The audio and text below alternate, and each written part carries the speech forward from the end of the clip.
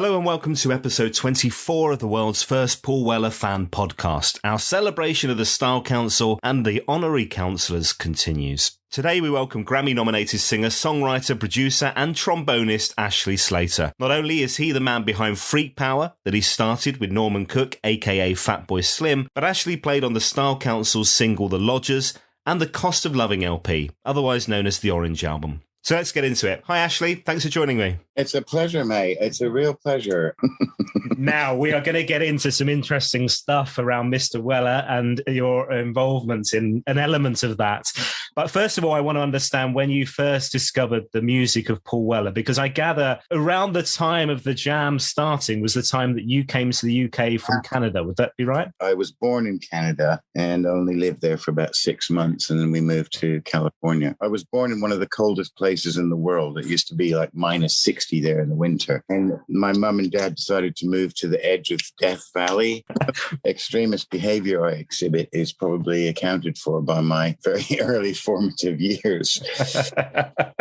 What was the reason for coming over to England? I discovered the trombone when I was about 12. Absolutely adored it. My dad wanted me to learn trombone because he wanted to start a Dixieland band and he didn't think there were any trombone players where we lived. About 6 months to get myself up to speed. And bless the guy, they used to take me on gigs with two of my music teachers, Tom Habens, who taught me how to play trombone. He taught me how to play B-flat major. And then I took it from there. Gene Petrick, who was also the teacher at high school, who was a wonderful person. I was lucky. I was thinking about it not long ago because Dad passed away last year. Or died, depending how you look at it. I think he died personally. You know, they used to sit with me being absolutely bloody awful on these little function gigs that they used to do and just put up with it, smile and be encouraging. And that is really quite a beautiful thing because it did give me that love for the trombone, for playing, even though I knew I was absolutely shockingly bad. But it must have been, at which point did you get good? Well, I don't even know if I have got there yet. We're all a work in progress. Yeah, exactly. Yeah. And, you know, we all suffer a little bit from imposter syndrome and all that kind of stuff. And I did really suffer from that. I did some pretty heavy jazz stuff in the 80s and early 90s with people who I really admired. Suddenly I was in their band. And I was always thinking, I'm not really sure I'm supposed to be here. You just suck it up, baby. Suck it up. So you come over here in 77. I came in 77 because my parents knew that they could tell I wanted to do music. I figured if I did music, I could get away without ever working a single day in my life. And so far, that's been more or less true. For me, work is something that you do to earn money, but you don't like very much. And I don't have to do that very much. So I'm a lucky man. So yeah, I came here. I joined the British Army as a musician. And I did that for 6 or 7 years, ended up serving in Northern Ireland, which was weird, but even that turned into a really great experience. I ended up meeting up with a bunch of guys who were super cool. We're still friends to this day. And we had a band playing soul covers. We were all, in those days, hugely inspired by the Blues Brothers. And so, yeah, we had a Blues Brothers kind of band. And I went around doing very stuff that I really wasn't supposed to be doing in Northern Ireland, like playing in places that I just shouldn't have been. And then I left the army. My bandmaster, we were shipping out to the Falkland Islands to garrison the islands after the conflict with Argentina. And my bandmaster, Colin Reeves, I've had a lot of really cool people in my life. People who've really made big differences to me, you know, and I remember all those people all the time. He said, if you get yourself a place at London Music College, I'll get you out. I'll just let you go. I won't have to pay. Because normally if you wanted to get out of the army in those days, you had to buy your way out of a contract, which you'd signed. But he said, I'll just get you out. So I came down here and I auditioned for the Guildhall, who really liked me. But they said, look, you already got a job as a professional musician. You're in the army. So we're going to say no. But I did do a gig at Goldsmiths College on a course there, studying orchestral musicianship, which I really wanted to do at the time. Then I realized that being an orchestral trombone player meant being able to count to 10,000 without losing your place. And then going... And that's it. That's all you get to do. Right. Yeah. I thought, this ain't for me, Gav. That's not me. There are musicians who are bloody good at that sort of thing, basically being perfect. Yeah. I'd say my USP is that I'm really shit. I'm really good at doing one thing, and that's being Ashley Slater.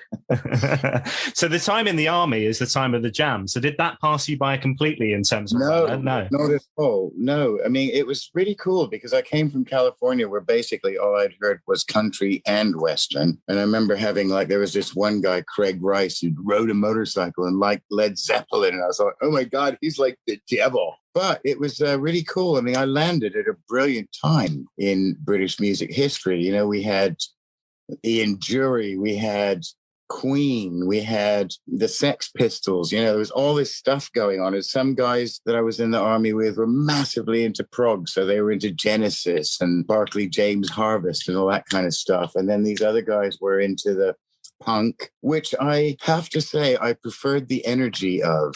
I was definitely drawn to that. I think the song that really stuck in my head was Eaton Rifles. Paul, even then, I mean, he's a bloody talented guy. You know, he is a brilliant pop musician. He's had a terrific career, which completely supports my assertion.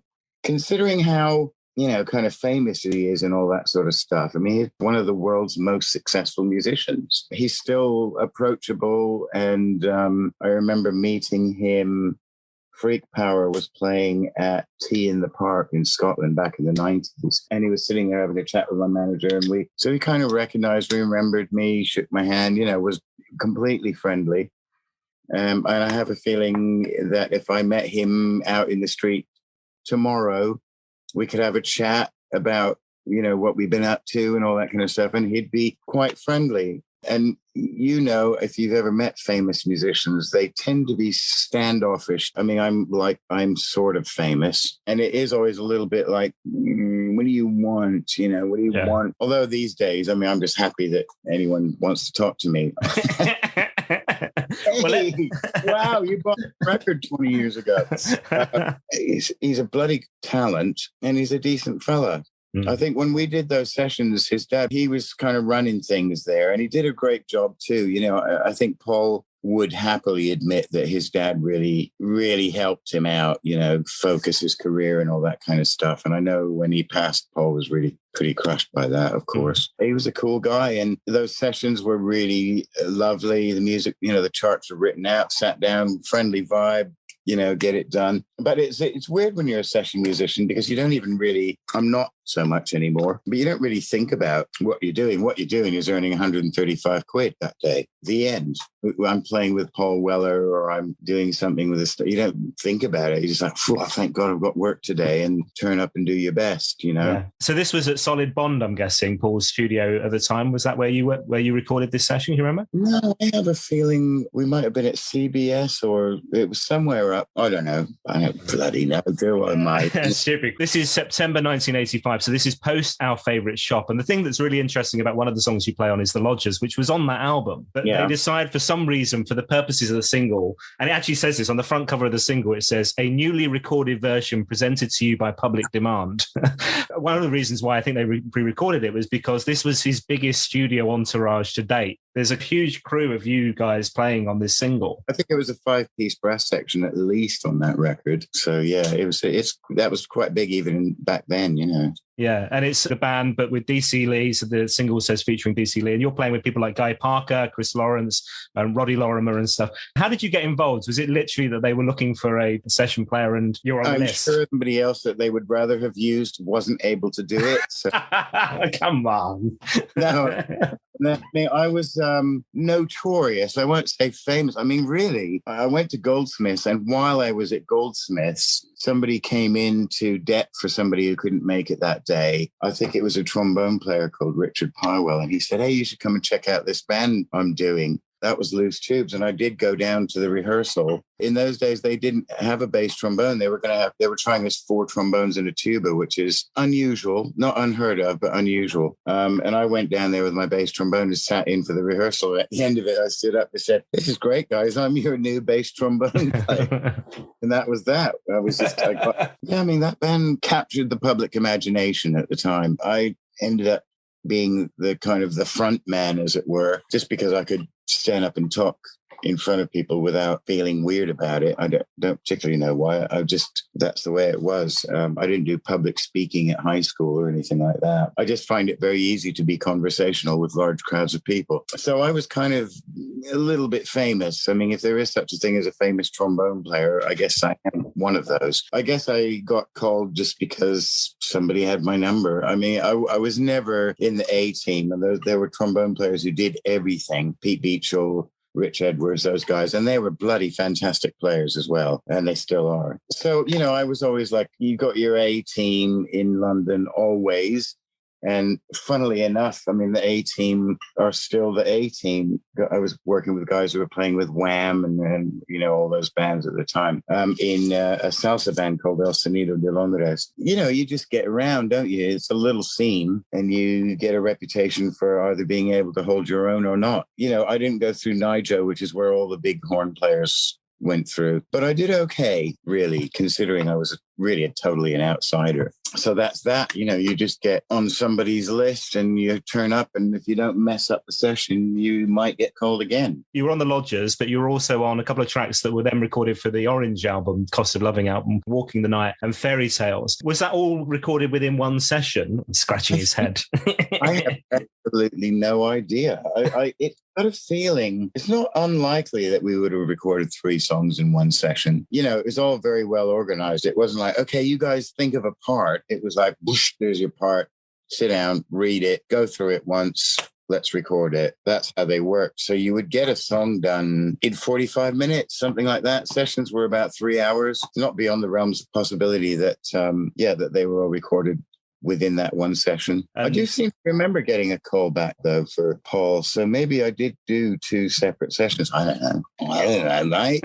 And can you remember anything about recording, or can you remember anything about those songs? Was it something that you were eagerly awaiting the release of the album to see your name on the Style Council album? No. I mean, again, this is me. I'm weird, but I never look back. Got people saying, oh, man, I've got a tape of a gig you did in blah, blah, blah, blah. You want me to send it? I'm like, nah, you're good.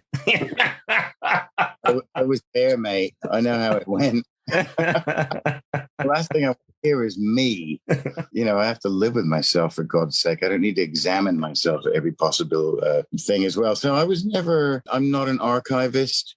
I don't even have a copy of anything by Freak Power here. Or, I've got a couple of Loose Tubes albums just because they were reissued and they'd never been played. The cellophane's still on them. I'm always kind of surging forward, looking for the next thing.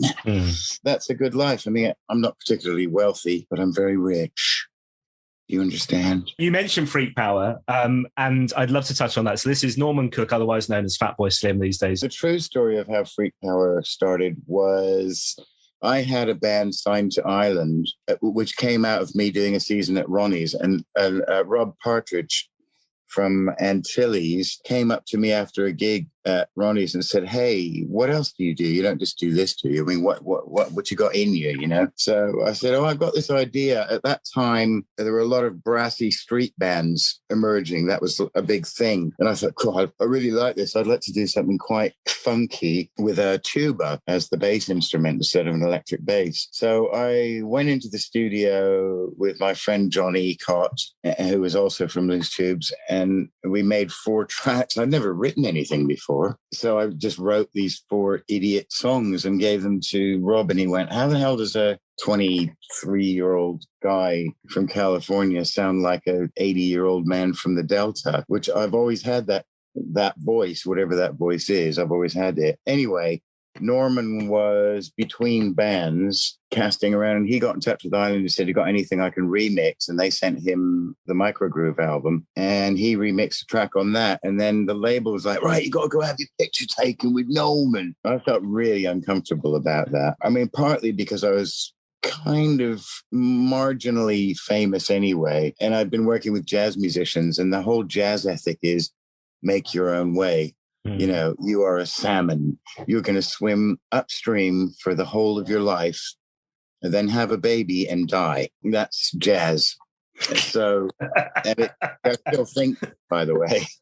You know, musicians, we're all wrong. We do everything wrong. We swim upstream all the time. You know, the current government attitude towards musicians and music says it all. It completely confirms what I've just told you. We are nothing to those people. And Norman Cook at this point is this is post House Martins, post Beats International. Yeah, he's had number one singles pre Fatboy Slim. Way pre Fatboy Slim. Fatboy Slim and Freak Power kind of grew up hand in hand, actually. And one thing that I am credited with was giving Norman a bit of credibility again, because, you know, after House Martins, well, of course, he had all this specky little outsider students were big fans. And then he went and did Beats International, which is kind of, let's call it very loosely black music or based on black music. Whereas what he'd been doing before was very much white music. Although probably if there was any soul in the House Martins, I would credit Norman with having brought that to them. So we met. It was weird because I felt weird. He thought I was weird. I was weird. You know, I'm weird. We are weird. Musicians are weird. That's why we're musicians. And we didn't hit it off, but I kept in touch. And one time I sent him a tape of a live gig. The next morning, I got a phone call, and it's Norman. He was in his bathtub listening to this tape. And he said, "That's really quite something. It's somewhere between Funkadelic and the Blues Brothers and the JBs. You know, it's great," which is kind of where we were. He said, "Let's do something." So what we first did was we became Beats International's backing band. It was brilliant because Microgroove was playing to biggish crowds as the support act, and then we'd be on stage again as Beats International, which is terrific. So it was a good deal for us. And then after maybe a year of doing that, he rang me up and said, "Look, come down. I've kind of got this next Beats International album half written, but I want to change it up a bit." So we went down there, and I think the first session we recorded Turn On, Tune In, which, you know, as we all know, went on to do quite well eventually with the intervention of Levi's. Yeah, and then that was it. You know, we became Freak Power, and then had 5 years of about 5-6 years of quite good times. A lot of touring, a lot of partying, some recording, it was fun. People ask me now, do you get tired of singing Turn On, Tune In? It's like, no, you wouldn't even know who I was without that song. So of course I don't get bloody tired of it. That was my ticket. So when it first came out, it did all right, didn't it? It was like number 29, I think, in the charts, or top 40 charts. Yeah, well, yeah. I always thought it was 23, but it could have been 29. But yeah, it was kind of a ripple. But then a couple of years later gets picked up for Levi's. And for people that can't remember, so Levi's had this habit of creating TV ads using either songs from the past that we'd all kind of forgotten probably, or just undiscovered. And it was a couple of years gap. So when did you first hear of Levi's licensing your song for the ad? Were you involved? Did you have to give permission, or was it more suddenly this thing explodes and you're taken along for the ride? We were involved. I mean, all the dealing of, can we use your track and all that, that's called a sync. Can we do all that? That's all handled by whoever does that stuff at Levi's and whoever does that stuff at Island Records. They said, we want an edit. And in those days, doing an edit was not easy. It wasn't like, I just load it into Logic now, snip, snip, there you go, mate. Sorted. Yeah. We had to do a lot of jiggery pokey with tape machines and copying this bit and, bouncing it over here. And that was quite an intense session. But yeah, we knew it was coming. And we also knew it was good news, bad news, because I think the biggest one before that was that model taking his clothes off in the laundrette. And heard it through the grapevine, wasn't it? Yeah. I can't remember who came first. There was Stiltskin, which was a library track, and then they had to make a band. And then there was Spaceman, yeah, which they sped up to make it interesting. And then there was us, which they didn't have to do much with. They just liked the track. It was starting to get to be that if you were a track that got famous through a band that got famous through a Levi's ad, you weren't even a band probably. You were just like some corporate thing that had been invented just to suck money out of people's pockets. But we were actually a band, and we've been touring quite hard already for 2 years. It was a blessing and a curse. And I can illustrate that. We made our second album, and we had a review in The Guardian which said, this is fantastic. What a quantum leap forward for this band. And the one in The Enemy which said, why did they bother? Just a fucking Levi's band. Oh. And that, unfortunately, I think Island Records read that review and they didn't read the one in The Guardian. So we kind of just got quietly shuffled to the bottom of the pack. I don't know how much you know about record labels, but they have priority acts. And if you're not a priority act, you might as well not be signed. And we were a priority act while the Levi's thing was going on. And then after that, it was all a bit, why are you even bother making a second record? But we had some time making it. We were out at Compass Point in the Bahamas. Julian Palmer, our A&R man, was like, fucking rinse this, guys. So he approved it all, signed it all off. We ended up at Compass Point for a couple of weeks, which sounds amazing, but all it meant was that we got up and it was warm, and then we went into the studio all day and then came outside and it was warm. The ends. I think we saw the sea. So there's two things I want to ask you about the Weller connection. So one is you have this title of Honorary Councillor, and I don't know if you're aware of this or if this means anything to you, or I didn't even know what it was. What is it? When did this emerge? So basically, anybody who had any connection with the band, you'd have the core band, which was Paul and Mick, and then eventually expanded out, and it was DC, Lee, and Steve. That was the kind of core nucleus. Anybody else who had played on anything was considered an honorary councillor. So you had people like Zeke Manyika, Helen Turner, Guy Barker, Chris Lawrence, etc. And you, and I don't think you get a badge or anything like this, but you are one of around 100 honorary councillors. I'd like a check. Who's running this team? I need to apply for a grant. That would be lovely. Maybe I get one room in Paul's mansion and just move into that. So it is a badge of honour that's somewhere. And then the second thing I was going to ask you is, have you had any connection or any links with Paul since? Was there anything post those sessions? No, I give the guy everything and I never hear from him again. No, although, like I say, I'm sure if I bumped into him somewhere, we would have a very pleasant conversation. Not like I did that one session and then got a job at Tesco. I'm still out here. I've got 3 freaking records out today, all with different acts. So I'm in some sort of game. I can't say I'm in the game. I'm not Ariana Grande. But I am, I'm doing what I've always done, which is making music. And that's what I will do until I die. And you're fairly self-sufficient in the sense that lockdown hasn't impacted too badly, apart from the live stuff. And we'll touch on that in a sec. But from a recording point of view, you can do pretty much everything remotely. Oh, totally. It's kicked me in the wallet big time. But like I say, it's only money. I mean, the more I earn, the more tax I have to pay. So I'm cool with not earning much. I've seen some of my really good friends melting during this period, especially people, touring musicians, which thankfully I never really got into unless it was my own band. I never wanted to be that guy standing at the back. I'm the guy who stands at the front. Do you know what I mean? That's all there is to it. I've got a massive ego. Get over it. But I can back it up with some ability. So it's, and I do struggle being a sideman. I've been blessed and I've had the opportunity to be a frontman in several projects now. And the last one was Kitten in the Hip. I've got a new thing which I've written and produced with a girl down here called Hattie Snooks, believe it or not, which is called Queen Mab. That's bloody brilliant. I mean, what's nice for me is I'm 59 years old and I can still say the last thing I put out is the best thing I've ever done, which is good. So I'm still growing, I'm learning, I'm improving, all that kind of stuff. So for me, music is she's a bitch, but I love her. You have that connection with Paul in the sense that you're both continually looking forward, looking towards what's next. And even in lockdown, Paul had released on Sunset and there's a brand new album that comes out this May. You're constantly looking forward to the next thing as well by the sounds of things. Yeah. And really not looking at the past at all until I do an interview with somebody like you. And I was like, oh yeah, I did do that, didn't I? I don't know what that is. It goes through my whole life. I tend not to spend much time looking backwards. I mean, I can do that when I'm, 80 years old and I'm sitting in a chair pissing myself. Then I can, for now, thrusting forward.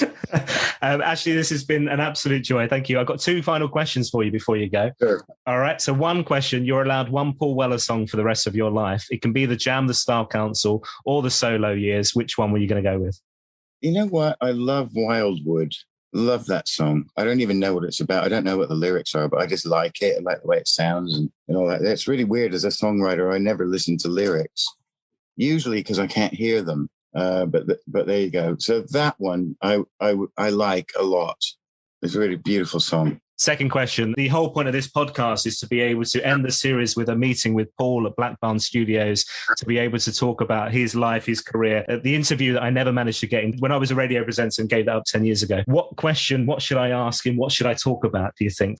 I don't know, but you could probably score a couple of points if you compared him to somebody like Miles Davis, which he might hate because that's jazz, but I don't think anybody really hates jazz. That's just a pose. But that thing of always looking, always wanting to stretch out a little bit, it's not rare, but it is rare to do it successfully. I know that's not a question, but that is definitely a talking point. He has the musical and the intellectual and the emotional resources to continue to grow and expand as a musician. That's noteworthy and rare. The Miles Davis thing's interesting as well, because I think I'm right in saying he would often have a nucleus of a band for 2-3 years and then almost break up that unit to move to just continually keep pushing forward, which is very similar to how Paul's worked. Yeah, exactly.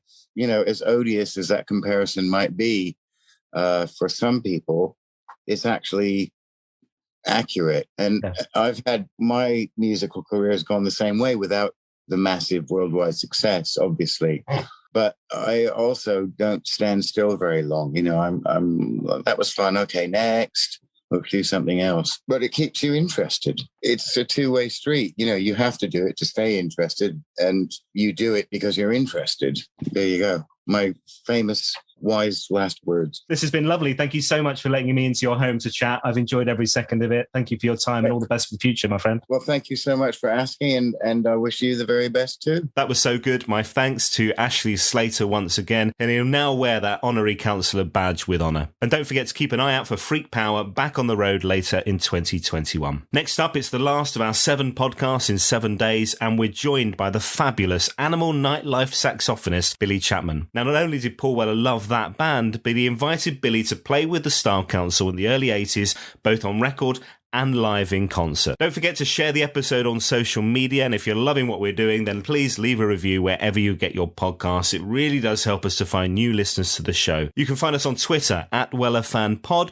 or on Facebook and Instagram, it's Paul Weller Fan Podcast. I'll see you next time.